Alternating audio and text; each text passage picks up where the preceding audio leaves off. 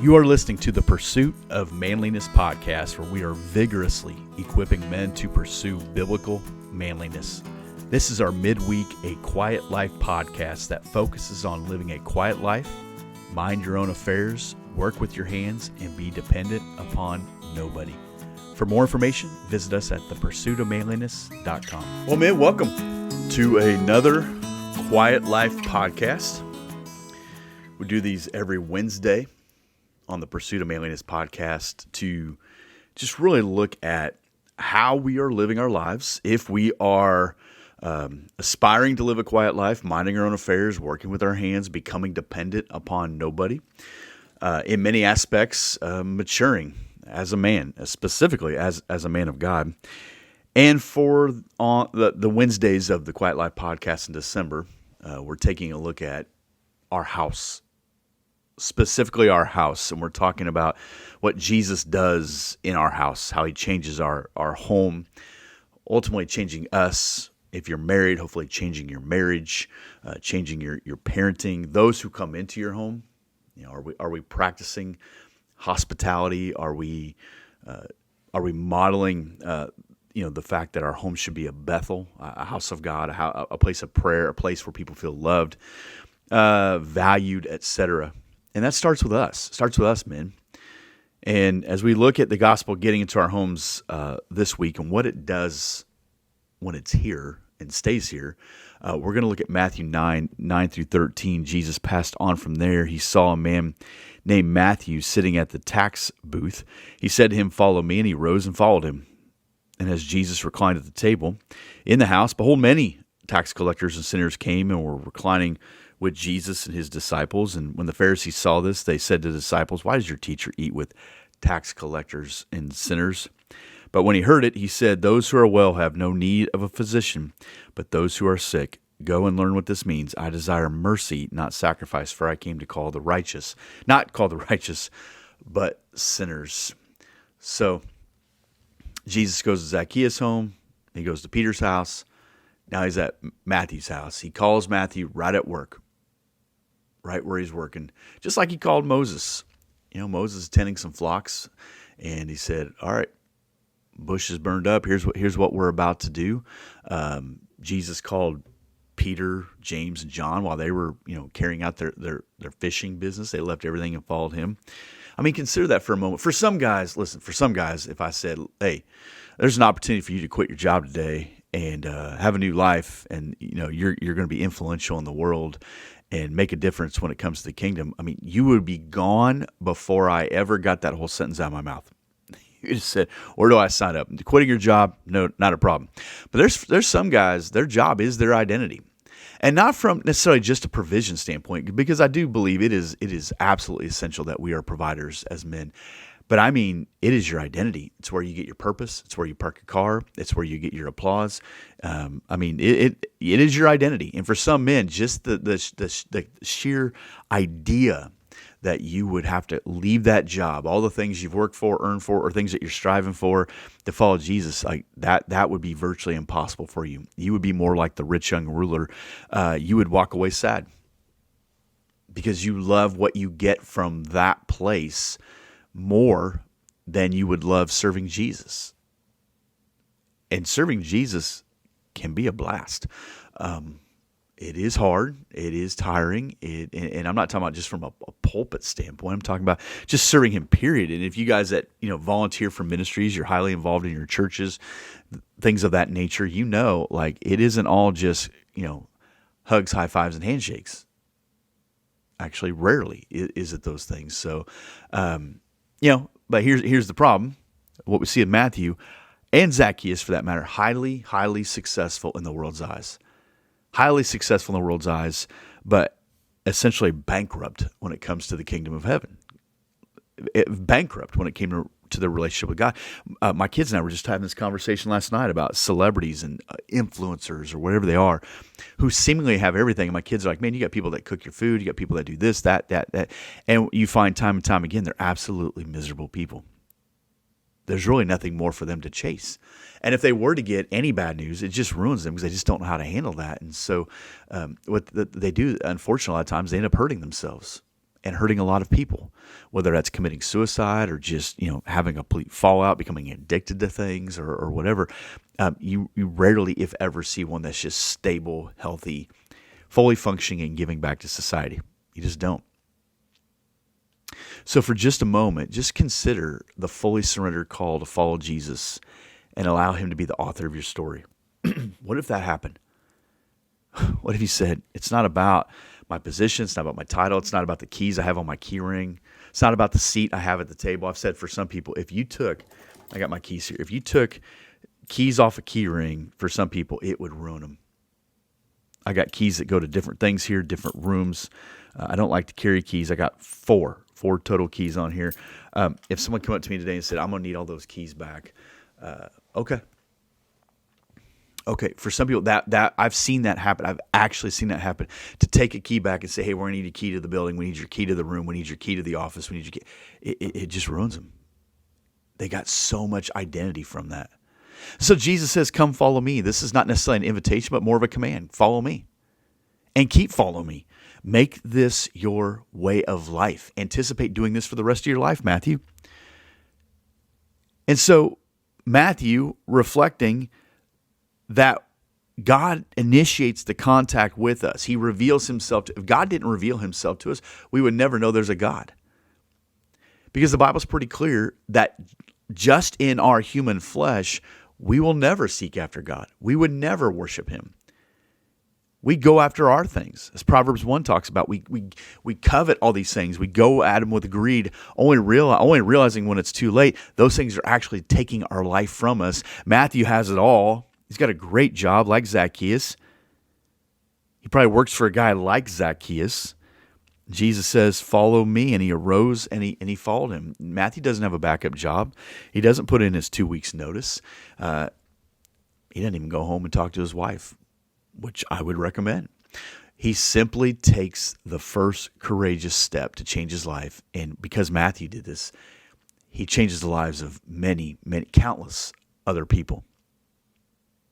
Again, maybe Jesus caught him on one of these days where Matthew's like, you know what? If another job come along, I'm taking it. I'm tired of being here. I'm sick of this job. I'm leaving this job. Maybe he started cleaning out his office subtly. He didn't tell anybody. Maybe Matthew found him a season of life where he needed a new challenge. You ever been there? You're like, I'm so bored. I can do this job, not even thinking about it. We've all had those feelings, right? I don't believe this has anything to do with employment. I think it has everything to do with obedience to the Messiah, because even though he didn't completely realize who Jesus is or what he's doing here, the command is enough to move Matthew from a chair that he will never return to. You see, that's what the gospel does. It takes the old and brings the new. For too many people, and listen, hand up, it's me. I'm one of these guys. I have been too guilty of trying to either hang on to some of the old or resurrect the old. It's gone.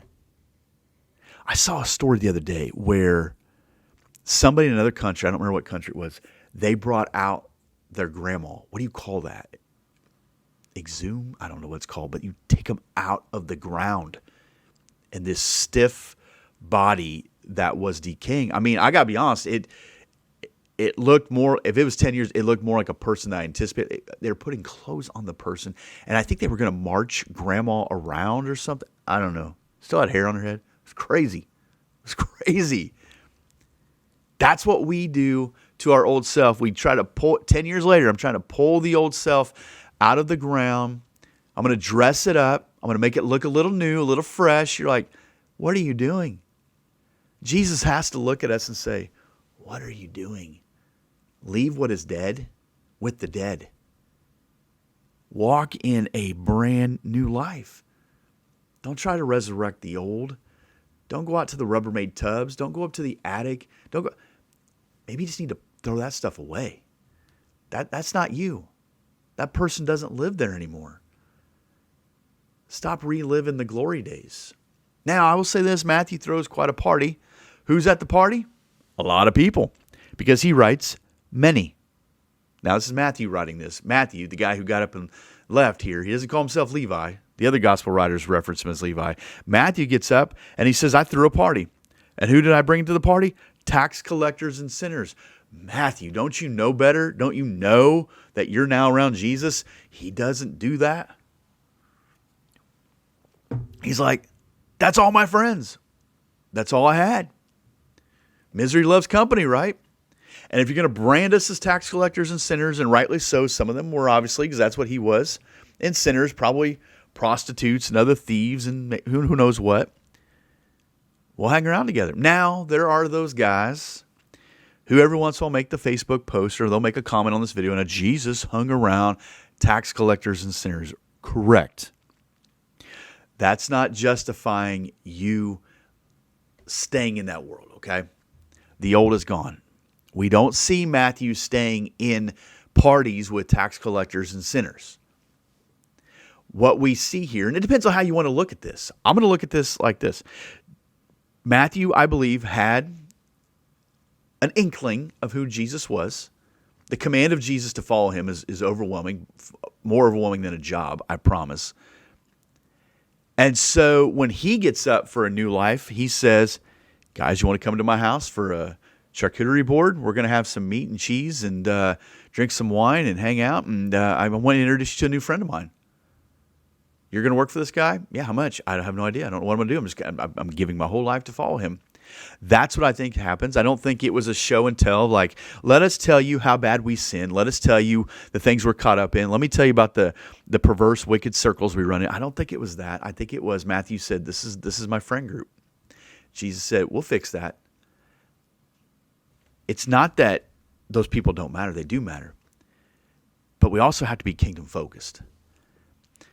Jesus never shies away from being kingdom focused. And you say, well, I run in the circles of tax collectors and sinners type people.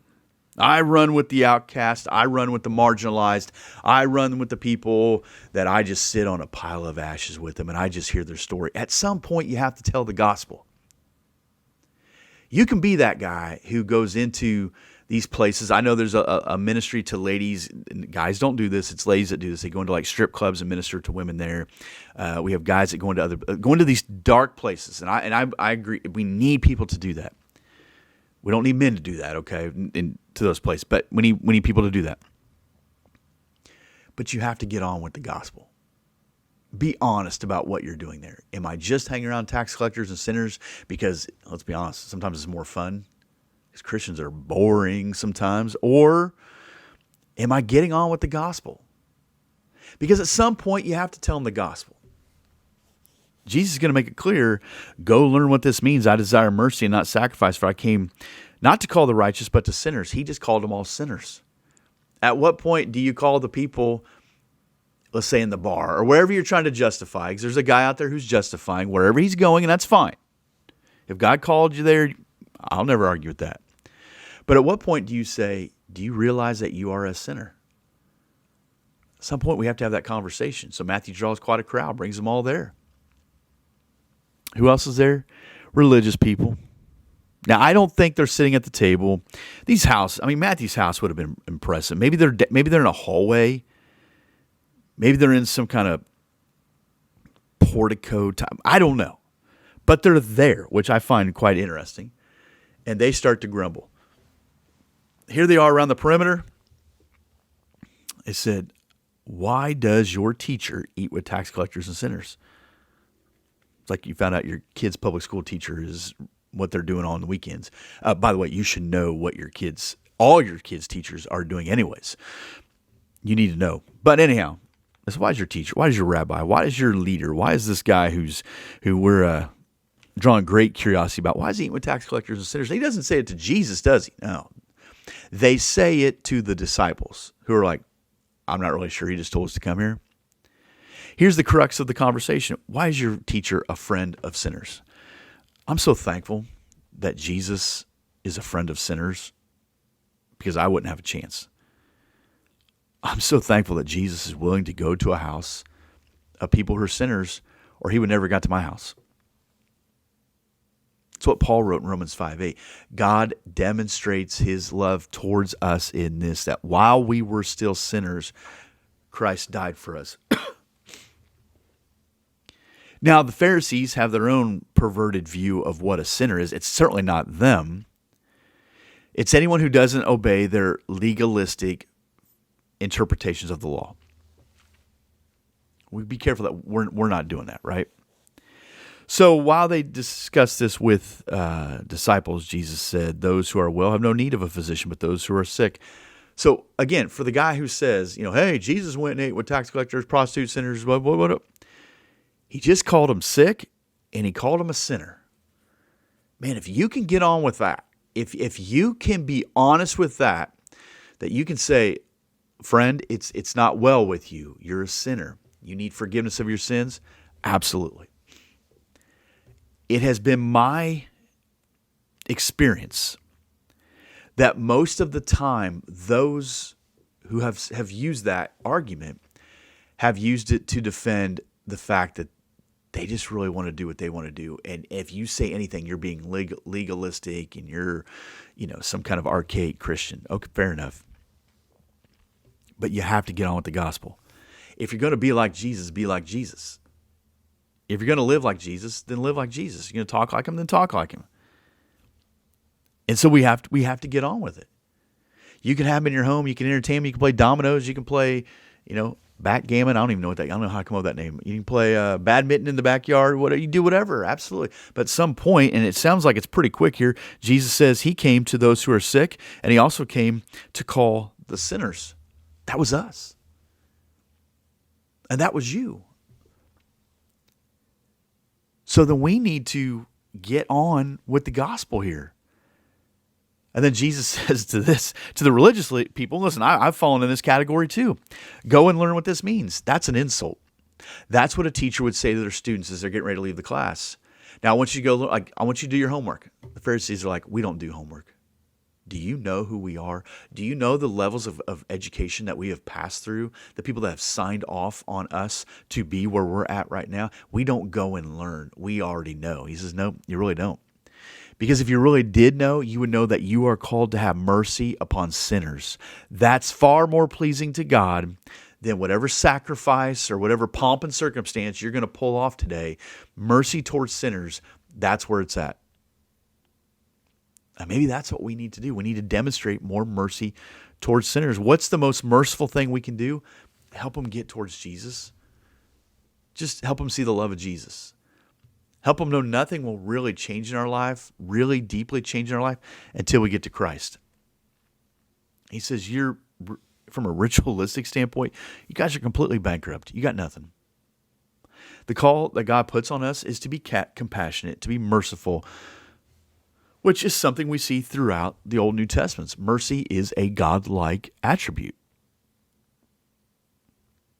So consider that for a moment. Are there people that you need to be merciful towards?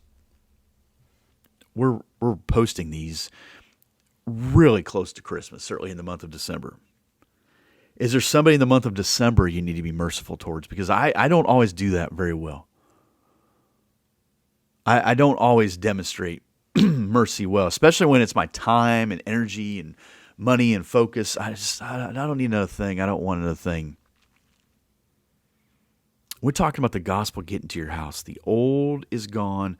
The new has come. God has shown you tremendous mercy, tremendous grace. I want you to consider, is there things in your life? Are there things in your life? Mental or physical, whatever, that you need to purge, that you're trying to resurrect from the dead, trying to bring it back. Are there things that you need to let go of, you need to get rid of?